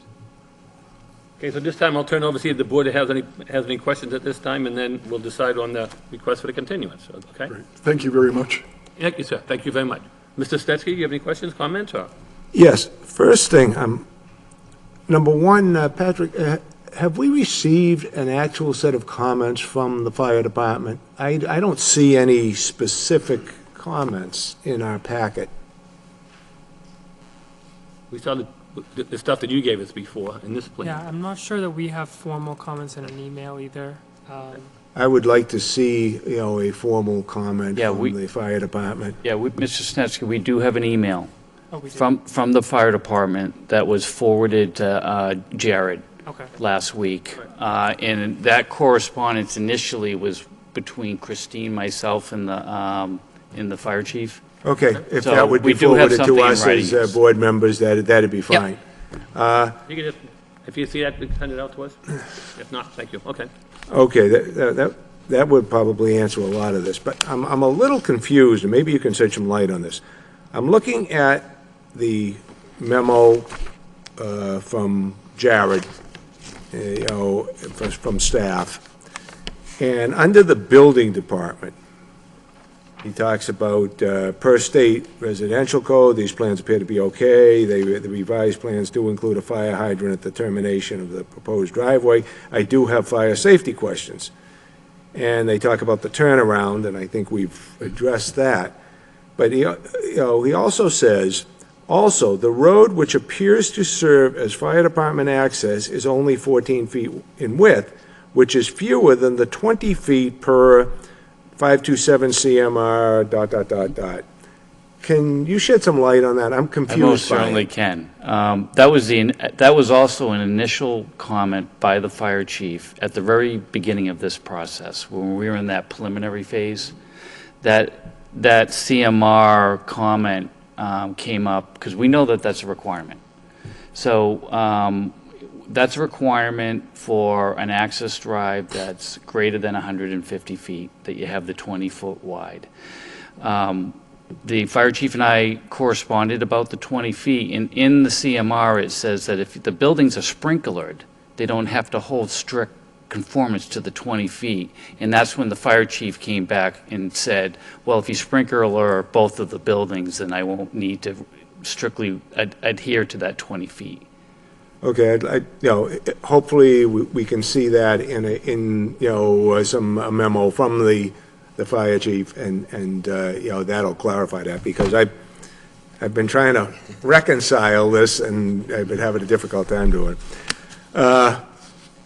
So the length and the width of the driveway, are still somewhat of a concern, but I think we're kind of working through them, but I am concerned about it. When we first went to DPD in the initial discussions, it's almost like it's two sets of drives, right? Because we allow for an area, I mean, the biggest fear of a long drive is that it's long and cars will have conflicts within that drive itself, right? So what we did was, it's actually two sections. One comes up to the smaller four-car spot. We move those spaces in so that you have clear room to have one or two cars pulled off of the drive if they need to. And then you have the next set, okay? So we have pull-out areas, if you want to call them that, in order to accommodate any conflict if two vehicles can't get by. But we still think even with 14 feet, you can still get two vehicles by each other, but you're not going to get two trucks by each other with big mirrors coming out the side.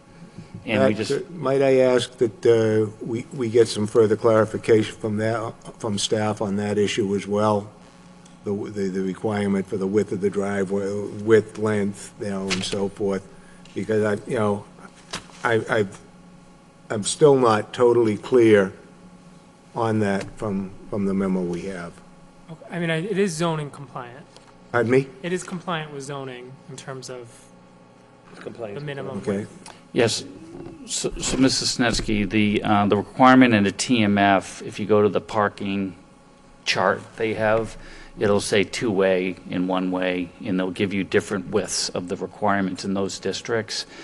And the requirement for the two-way is 12 feet in the chart for two-way lane for a drive. Okay, and that's in the Lowell zoning code? The Lowell zoning. As opposed to this section that had been referred to, but Yeah. maybe, The CM. overridden by the sprinklers. Correct. Okay, that's where I'm having this whole concern about the access and the width, and, in as much as we, as a board, have not seen the fire department comments, I think that might have clarified it and negated this whole line of questioning, but, I felt that it was important to get it out there. It was important to us at the very beginning of the process. So that was the first thing we addressed. We knew we had to come in for a special permit for being greater than 200 feet. We recognized the two-way width of 12 feet being in the zoning ordinance, but I think we'd all like to agree that we'd like to be a little bit wider. So we went out to that, we added 2 more feet in order for us to make sure that we have a little bit of snow storage coming in the access drive to the sides, and we weren't, pushing the drive directly up against a building.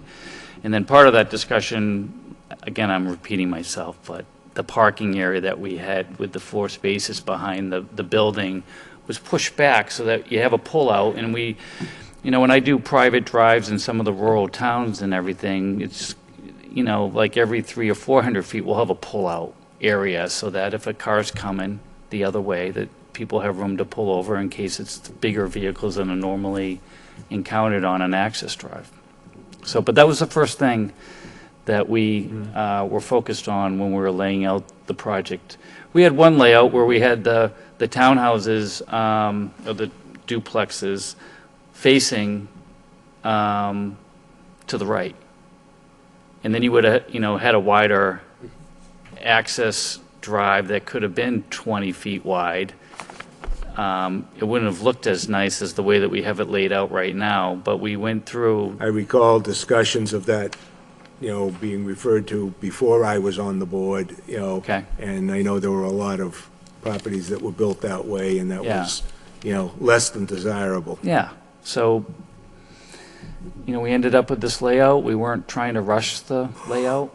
We were trying to just make sure we take in all the concerns, and, it came up if the fire truck wanted to have the fire department, wanted to have another emergency access into the site, because the adjacent housing authority site is a City of Lowell site, then we could have had an emergency access coming in through the easement to enter the property, but that never seemed to gain momentum that was a need of the fire department to do that. But that was our contingency plan if this was going to be an issue with the access drive, to have an emergency access, and we can still do that if need be, that if the fire truck if a fire truck wants to come in that way, secondary responder or something, they could come in that way and they can still access the building. But remember, fire trucks don't go to a building.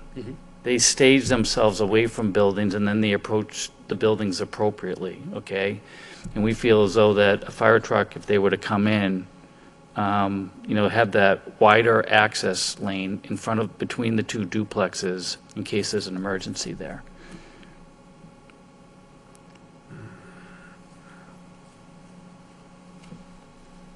And the nice thing is about this development, which is a little bit different from other developments, is that we have 4 parking spots for each unit.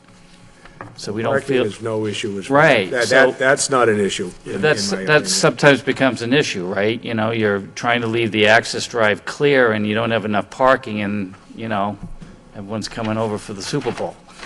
There's no place to park. And the nice thing about the building out front is they have other available parking along Highland Street, if need be, that's there out in front of them. Try and get it, though. What? I said, try and get it, though. No, I'm being facetious there. No, it's a busy street, and Yeah, we no, all well- know that. There's a lot of traffic and a lot of parking out there. And correct me if I'm wrong, but a lot of the properties do have parking within their properties, too. They're nice-sized properties, so it's... John's lucky he has plenty, so. That's all I have at this time. Okay. Thank you. Mr. Chairman? Guys. Do have some questions here, some comments from Lowell Regional Wastewater Utility. Wastewater has met with the city engineer and feels as though the applicant will satisfy the concerns by providing this additional information. 1, updated plans depicting grading. 2, updated map depicting catchment areas for the posts. 3, updated detail sheet with the additional of the 4-foot stumps to each catch basins. 4, updated plans including additional catch basin at the end of the driveway. 5, submit data from when the test pits were conducted. 6, plan sheet depicting all snow storage on site. And 7, updated plan showing overflow connection from SIS-1 and SIS-2 infiltration system to the new sewer line being installed in the driveway. And then one more quick question. The city is curious how this duplex will be hooked up to a water bill because we really tried to avoid having multiple services on one parcel. Is the owner of the current house on this parcel planning on owning the building and renting it out? Or does he/she plan on selling it, putting a second house on parcel, bring up issues with lining depending on how it is handled? Could you answer that question? That's the last question for me. Sure. So all of the sewer questions, correct me if I'm wrong, if you've already addressed them. I've addressed them. They're in Yeah. a revised set of plans being submitted to the sewer department tomorrow or Monday. Okay. All of the comments I went over with the sewer department, and I don't anticipate that those are going to be an issue, but we'll get confirmation back from sewer before the meeting. And just to clarify, with the fire access, the LFD is willing to budge if you put sprinklers in for the 14-foot Yeah. access instead of the 20, correct? That's correct. And Okay. I forgot to add a. Because you had 12 initially, right? And then you add another 2 feet. No, we've always had 14.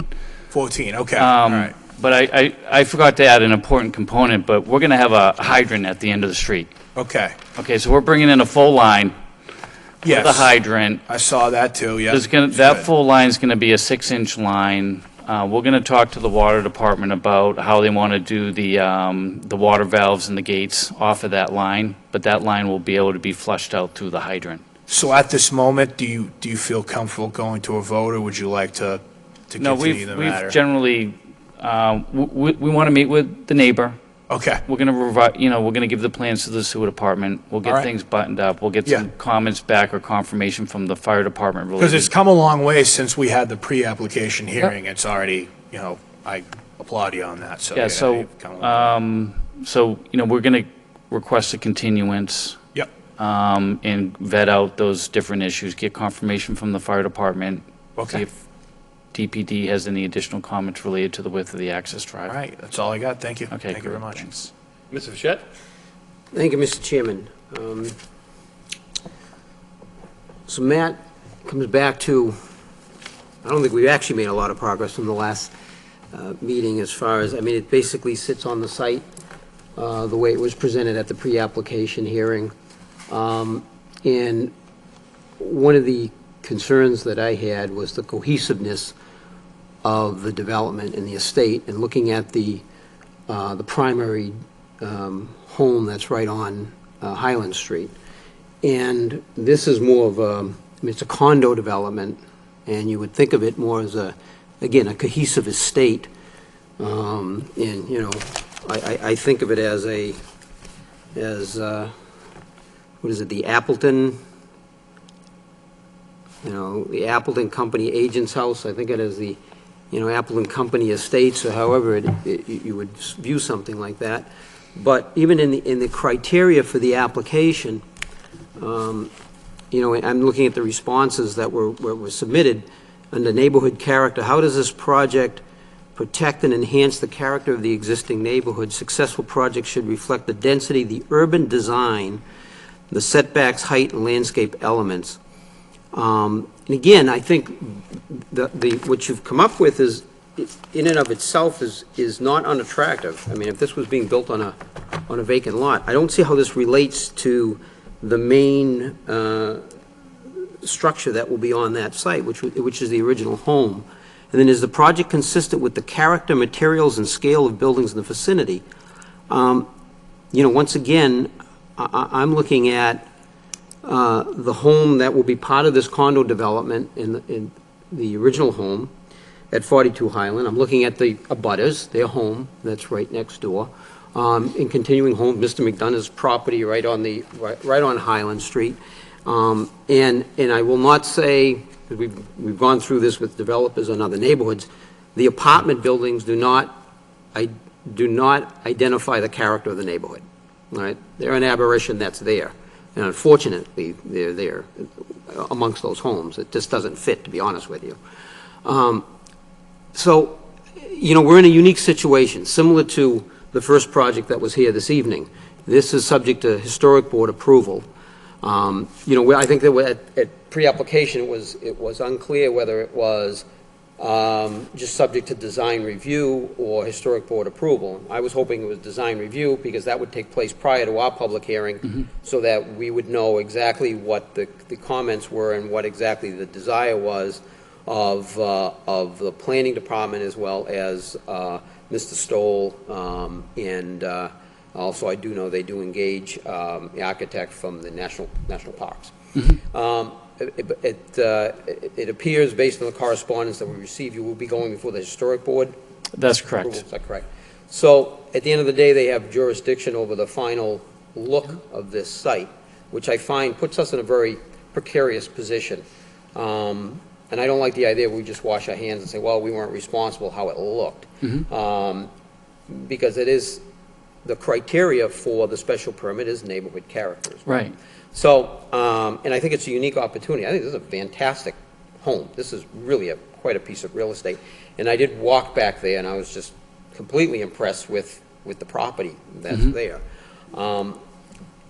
I would be looking for, coming out of this board, is requiring a letter from staff expressing the desire, assuming, and my fellow board members may disagree, that the historic board take into consideration a cohesiveness of that estate. Sure. I mean, I vision more of a carriage house and a barn-looking structure that complements the property in the front, and I mean the budding properties actually have what looks like was a barn and carriage house of the other property on the other side. So again, I don't think these are bad design in and of themselves, but when you if you could put up, do you have any large pictures of 42 Highland Street, the residence? I don't, but I can address. I mean, I have them here on my I can phone. address some of your comments. Yeah, well, in kind of relay some of the interaction we had with Mrs. Stoll. Yeah, and my correspondence has been that The applicant has only had very minimal and preliminary discussions with Mr. Stoll. Again, the government shutdown, NPS architects have been unavailable for additional conversations and input. That's what I've been told to date. So I just want to make sure that we're on the same page. I don't think we're on the same page Okay. related to that. So, in all honesty, the first thing I told Mr. Gorman to do Yep.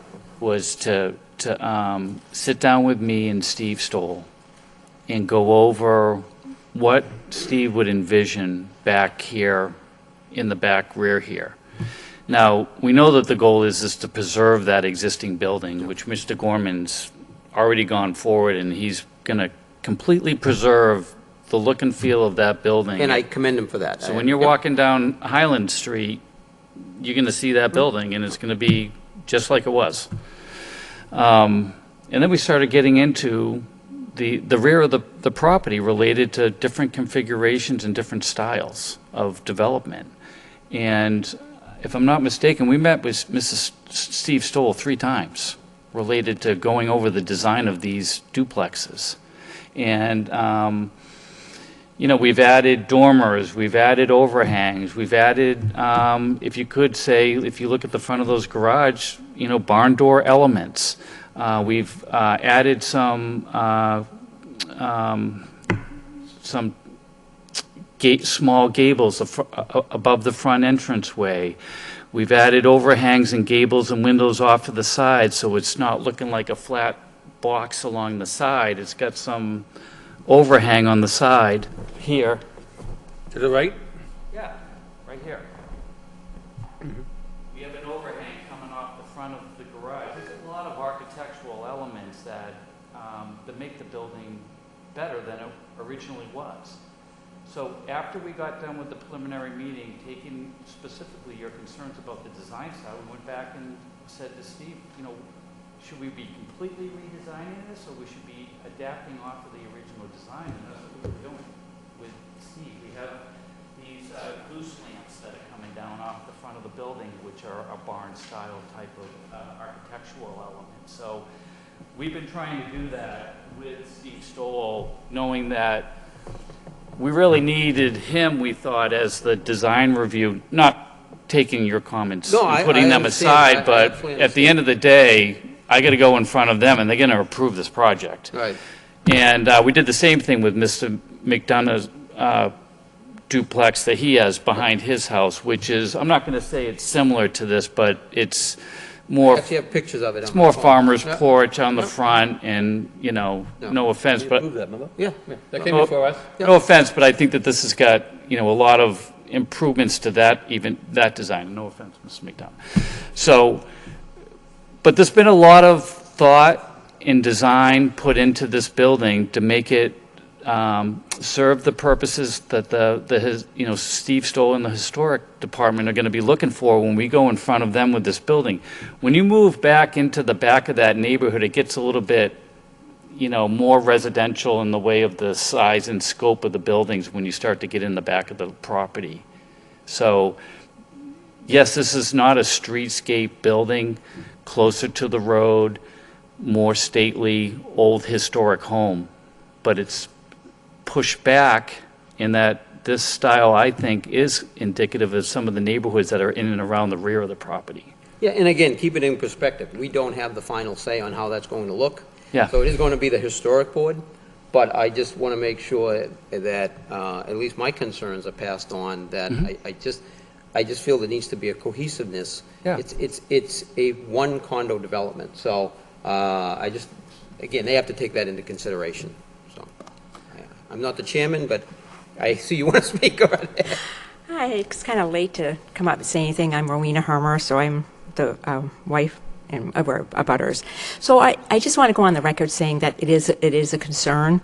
They're not ugly, but they're not in character with adjacent properties or the front building. So I just wanted to go on the record to say that it's a concern. Anywhere else that would be attractive, but honestly, what people are going to see when they drive by, they're not going to see the fronts. The owners are going to see the front they're facing. What everybody else is going to be seeing is this, which has absolutely no character whatsoever. That's what we're going to be seeing from the whole back of our house, every window, all 3 stories, is going to be looking at a garage-ish looking, kind of looks like a group home type of thing.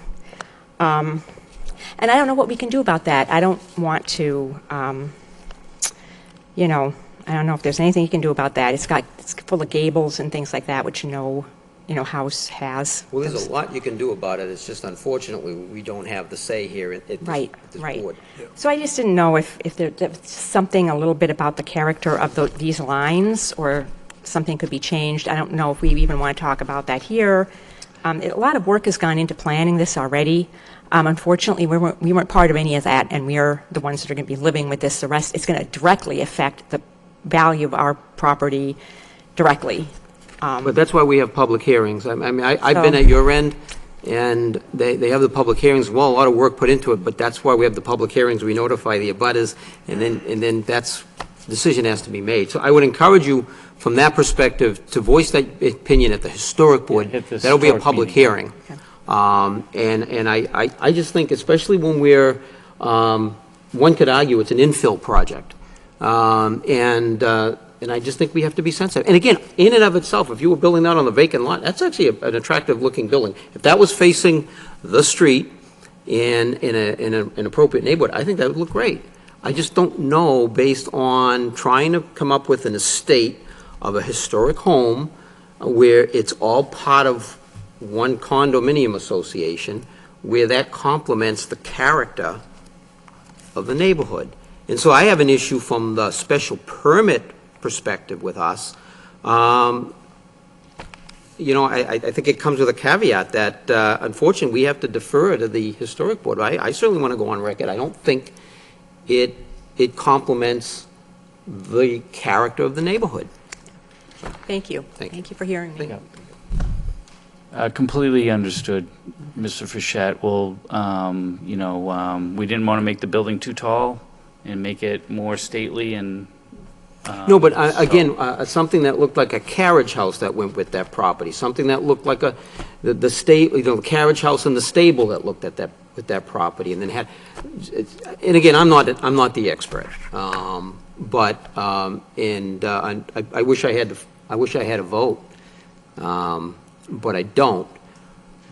And I have concern procedurally how we deal with these projects that come before us with a special permit that fall under the purview of the historic board as well. Because that's something that, when you're talking infill and you're increasing density, design makes that work. Right. You look at some communities that they have very dense older homes, and the reason it works is because of the design and the landscaping. I've seen, I don't want to throw, Newburyport's a good example. Look at some of the homes. They've got postage stamp lots, but the way they're landscaped and the way the architecture looks, and it's just a cohesiveness that really looks good.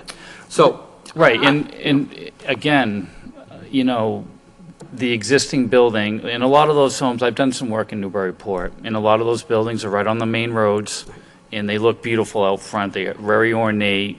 They keep the historical style, and I've been to some of those historic meetings in Newburyport.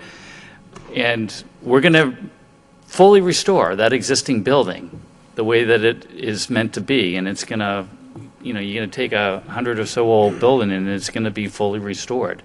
And we can take some of those comments and incorporate those into the design review. Yeah. I will ask, I'm going to ask this. And Mr. Lockhart, who's going to be at those meetings, can resonate some of that at the meeting. And I'm going to talk to Steve again. Right. And again, I would be looking for something to come from this board, at least understanding it's non-binding. I wish we did have a vote on that. And like I said, I'm a little frustrated by projects that fall into that category of going before the historic board, but yet coming to us for a special permit. If it's site plan review, and Mr. Chairman will tell you that we don't control the design, and therefore it's more setbacks, snow storage, access, means of egress, and that's the site plan portion of it. But one of the, and when I was on the other side of all of this, we fought to make sure that the planning board had more special permit powers so that they could control and give them some teeth, so they can control some of those elements. So that when projects get developed, especially infill, you don't have the neighborhood saying, how did that go up? That's terrible. But now it comes before us, we have to vote, and we can't control the final look. And again, I don't want, these are not bad-looking buildings. I just don't I think they look pretty good. We're trying to get to that sweet spot, right? So I'm not quite sure if it's a complete redo here. Right. But, again, we've been working with Steve Stoll to meet the needs that we felt as though he would need, and then trying to interpretate some of the stuff that you were talking about at the last meeting. We went right into Mrs. Stoll and said, what do we need to do to tweak these designs? And he added some comments, and Joel Silverwatch, who's done a number of designs in Lowell, worked with those comments and came up with this design. All right, thank you, Mr. Chairman. Yes, sir, I think you want to say something. If you got the microphone, please. Frank Gorman from Southern End Realty, Dracut. Mr. Chairman and Mr. Fischett, I hear clearly the last 2 or 3 meetings, your issues about trying to make the front look like the back and all that. It's a very difficult thing to do when you're taking a home that's that massive and beautiful and try to adapt to something in the current building code regulations. I do understand, Mrs. Hermer, your concern about the back of the house versus the front of the house. And I'm glad you brought it up, because I've looked at that a couple times, and I said that maybe the back should look a little bit more like the front and take some of those interesting points that Mr. Stoll had us do and make them the entire house around, not just the front. And we will do that. I will have my architect take the pictures in the front and all the things that Mr. Stoll had us do. He actually gave us a half a dozen places around the city. We took pictures, brought them back to him in the meeting, and we said to him, what would you like us to put on this building? And that's how we made the front of the building look. Well, now I don't have to go back to him now. I hear from the neighbors and I hear from you, Mr. Fischett. We will take a lot of the beautiful parts that we added to the front and make them in the back. I've done this before. I mean, a lot of you know some of the historical properties I renovated in the town of Drake at the Beaverbrook Mills and a couple schools, Goodhue, Kenwood School, and I get it. I really do. And I love to do this stuff. I'm not there just to drop it there and the neighbors have to look at it, because they are the neighbors.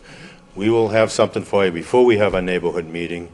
We will address the fence issue, which is something we always do with our neighbors. If we have to do it now, let's do it now. And those trees, believe me, I do not want to cut those trees either. Not only the cost to get rid of them, but they're beautiful trees. And we plant hundreds and hundreds of trees a year because we have to cut trees down. If you don't have to do it, then don't do it, So we will work that out in a neighborhood meeting, hopefully. All right.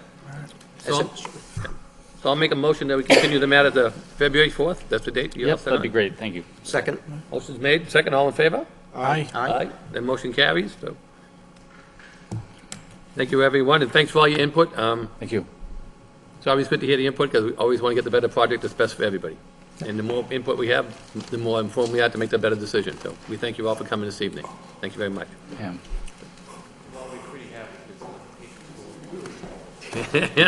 Right. That's right. Can we show up in our Patriots gear? That